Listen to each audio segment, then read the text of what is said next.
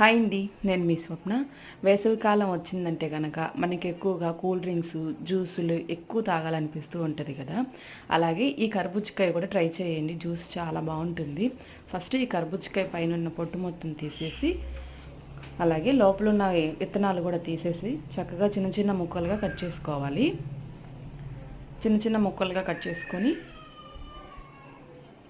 ఒక mixie juicer తీసుకొని అందులో ఈ కట్ చేసుకున్న ముక్కలన్నీ వేసేసుకోవాలండి.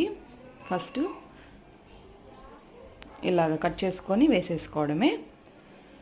అలాగే ఒక పావు కప్పు వరకు పంచదార వేసుకోవాలి.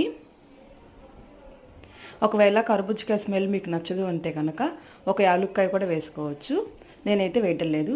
ఒక గ్లాస్ పాలు ఇవన్నీ వేసేసుకొని మిక్సీ పట్టేసేసుకోవడమేనండి. మిక్సీ పట్టేసుకొని ఇలా గ్లాస్లో సర్వ్ చేసుకుంటే టేస్ట్ చాలా బాగుంటుంది, కడుపు కూడా ఫుల్ అవుతుంది. నా వీడియోస్ కనుక మీకు నచ్చినట్టయితే లైక్ చేసి సబ్స్క్రైబ్ చేసుకోండి. Thank you.